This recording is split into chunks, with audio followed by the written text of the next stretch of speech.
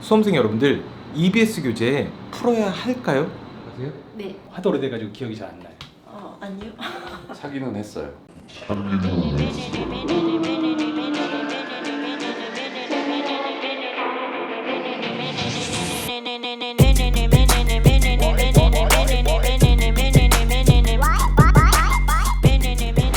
저는 당연히 풀어야 된다고 생각합니다.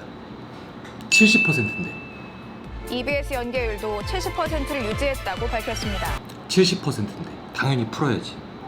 근데 솔직히 수학은 연계가 됐다고 하더라도 체감상으로 좀 떨어지는 건 사실이에요. 국어나 영어 같은 경우는 지문이 그대로 나오기 때문에 사실은 EBS에서 한 번 본 지문을 다시 본다는 건 굉장히 큰 메리트가 있는 일이거든요. 하지만 수학은 그냥 문제를 푸는 방식 정도만 나오기 때문에 그런 점에 있어서는 연계라는 단어에 있어서는 물음표가 될 수도 있다고 생각을 합니다. EBS 교재 풀었어? 풀었어요. EBS 교재가 도움이 되는 것 같아? 사실 문제를 외우는 게 아니니까 막 연계를 느끼는 건 아니지만 그냥 있는 문제집이니까 다 풀었던 것 같아요. 준호야, 네, 너 고3 때 수능 특강 풀었냐? 나 안 풀었죠.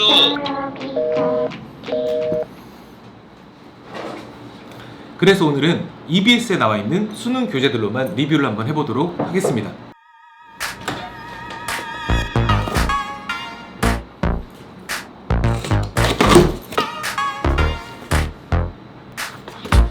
이거 언제다? EBS 교재 중에서 가장 많이 보고 있는 책은 수능 특강하고 수능 완성인데요.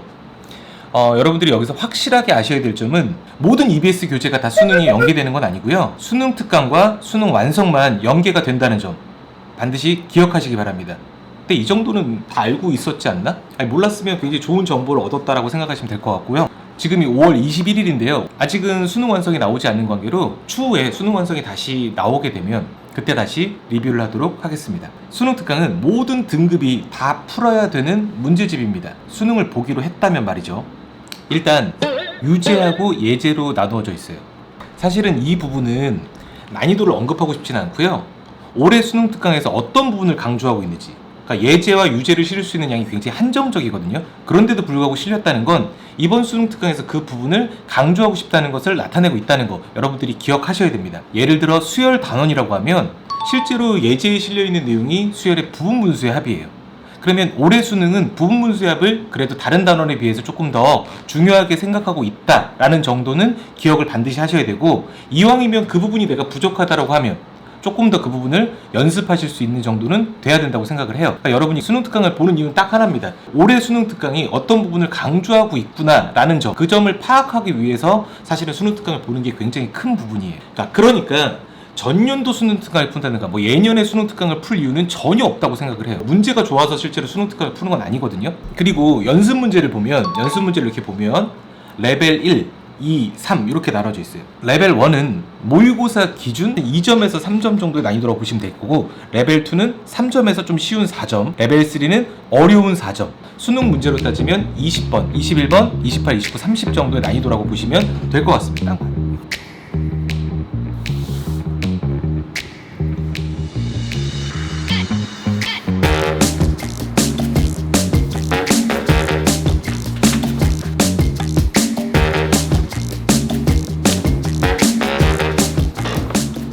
제가 올해 수능 특강을 분석하고 수업을 해본 결과 예년과 조금 다른 점이 있다면 다른 과목에 비해서 확률 통계 단원이 굉장히 어렵게 나왔다는 거. 그래서 올해 수능도 아마 수능 특강을 비춰봤을 때 확률과 통계 파트가 좀 어렵지 않을까라고 생각을 조심스럽게 하고 있습니다.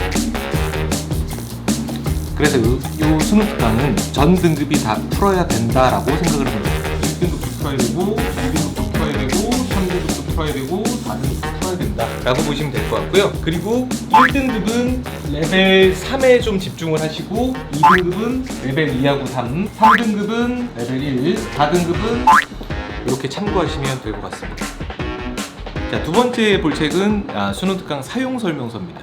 제목이 되게 특이하지 않습니까? 아니, 사용 설명서라니. 이게 되게 궁금해서 사봤어요. 진짜로 궁금해서.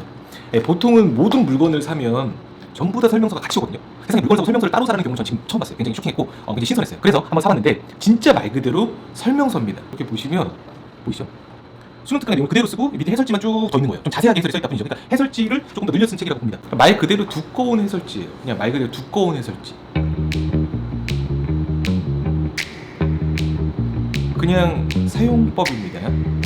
제목은 굉장히 잘 지은 것 같아요. 그냥 가감 없이 사용 설명서입니다. 수능 특강을 어려워하는 학생들이 있을 수 있지 않습니까? 수능 특강 어려워갖고 서점을 봤는데 수능 특강 사용 설명서네?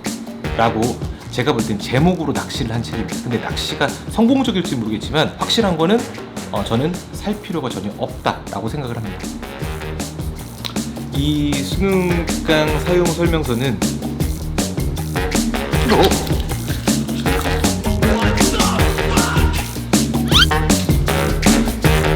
버리겠습니다. 필요가 없습니다. 진짜로. 그러니까 제가 괜히 악담하는 게 이건 진짜로 필요가 없는 책이에요. 그 다음 보실 책은 수능의 7대 함정입니다. 잠시만요. 목이 말라서 커피 한 잔 사가고 오겠습니다.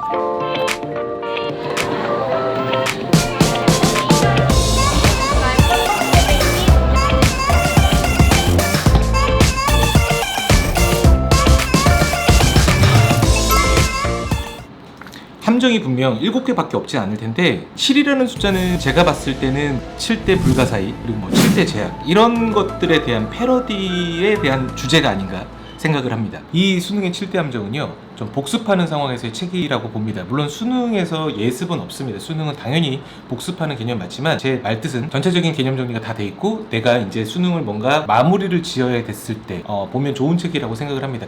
1등급이나 꼭 100점을 노리지 않더라도 내가 수능에 대한 대비가 어느 정도 돼 있다고 생각했을 때 풀면 굉장히 좋을 것 같다라고 생각해서 그런 친구들, 그러니까 실제로 보면 지금 이 시기, 지금 5월이죠. 5월 이 시기에는 그런 친구들이 많지는 않을 건데요. 보통 9월 모의평가가 끝난 후에 내가 어느 정도 개념이 돼 있다라고 했을 때 보기에는 굉장히 좋은 책이라고 추천을 해드립니다. 기출문제가 돼 있고 어느 정도 정리가 될 수 있으니까.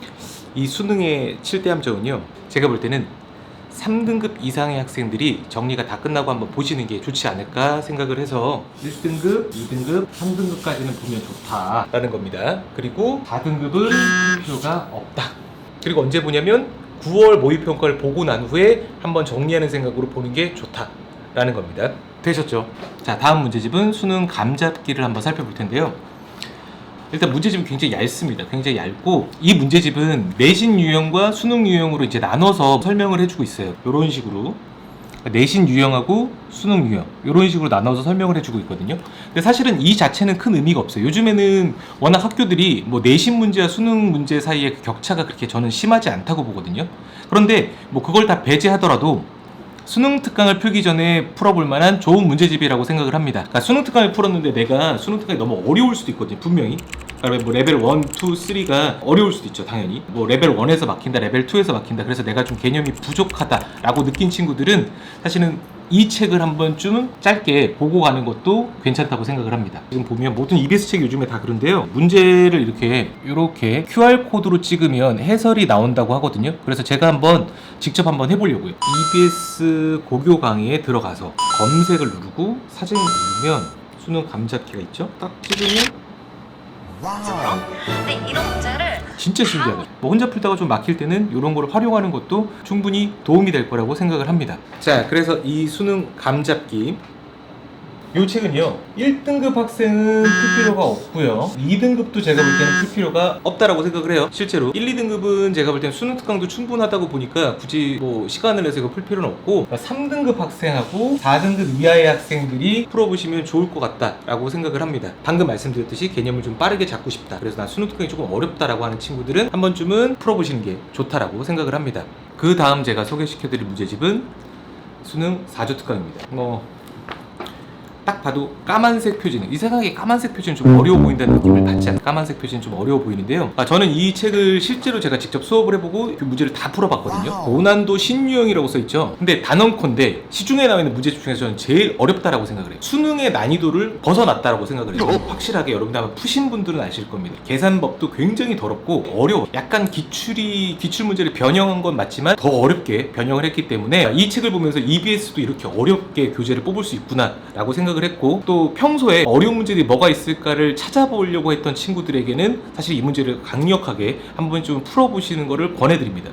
자, 그럼 이 수능 4조 특강은요, 너무나 어려운 문제집이기 때문에 1등급 학생만 풀어라. 근데 꼭 1등급도 풀 필요는 없다는 겁니다. 1등급도 꼭 풀 필요는 없다. 그래서 원래는 1등급 학생 정도는 풀어도 되고, 그 다음에 1등급 이하인 친구들 있죠? 2등급, 3등급, 4등급 이하의 친구들은 풀지 말아라 라는 게 제 의견입니다. 자, 이제 준비한 마지막 문제집입니다. 마지막은 역시 이름답게 파이널입니다. 파이널. 그래서 파이널 실전 모의고사예요. 근데 원래는 예년에는 파이널 모의고사가 뒤에 나왔거든요. 그러니까 9월, 10월쯤에 제가 출시된 걸로 기억을 하는데, 올해는 파이널 모의고사가 5월인데도 불구하고 벌써 출시가 됐습니다. 이 파이널 모의고사는 지금 이제 8절로 돼 있죠. 실제로 모의고사 사이즈랑 똑같아요. 8절로 모의고사가 돼 있고요. 총 7회분입니다. 문제들이 EBS 교재들을 연계해서 문제를 낸 거기 때문에 그런 의미에서도 저는 꼭 한 번은 반드시 풀어야 된다고 생각을 합니다. 그러니까 문제를 한번 쭉 보면, 일단은 난이도 구성 배열 자체는 아주 꼼꼼하진 않습니다. 수능이나 모의고사에서는 난이도 배분이 정확하게 잘 이루어져 있는 편인데, EBS 파이널 실전 모의고사는 그런 부분에 있어서는 조금 약간 미흡하긴 해요. 하지만 문제의 질들은 굉장히 좋습니다. 또 중요한 거 하나가 있어요. 이 파이널 실전 모의고사를 풀 때는 이게 모의고사죠. 모의고사이기 때문에 꼭 시간을 재고, 반드시 내가 90분, 100분이라는 시간을 꼭 재고 문제를 푸시는 걸 강력하게 추천드립니다. 만약에 90분이나 100분이라는 시간이 안 나올 것 같으면 아예 시작을 하지 마시고, 내가 충분히 시간이 확보가 되고 그 시간 동안에는 이 모의고사에 집중할 수 있겠다라고 하시면 푸시면 될 것 같아요. 모의고사 한 해 한 해를 마치 내가 수능 시험을 보고 있다라는 마음가짐 푸시길 부탁드립니다. 그래서 이 파이널 실전 모의고사는요, 전 등급이 다 풀어야 돼요. 아니, 모의고사인데 수능 볼 거잖아. 수능 볼 거니까 다 푸는 게 맞습니다. 근데 문제는 언제 푸느냐예요. 9월 모의평가 이후에 수능을 한 2달 남겨놓고 난 시점에서 푸는 게 제일 좋지 않나 라고 생각을 합니다. 전체가 다 풀어라. 9월 모의평가 이후에 푸는 게 좋지 않나 라고 생각을 합니다. 그래서 여러분들이 이제 EBS를 참고할 때 어떤 식으로 참고해야 되는지를 한번 전체적으로 로드맵을 한번 보시면 될 것 같고요. 오늘 준비한 영상이 여기까지고, 그리고 다음 시간에는 어떻게 하면 수학을 잘할 수 있는지, 수학을 잘하는 방법에 대해서 한번 영상을 찍어보도록 하겠습니다. 그래서 오늘도 여기까지 시청해주신 분들 정말 감사합니다. 그럼 또 뵐게요.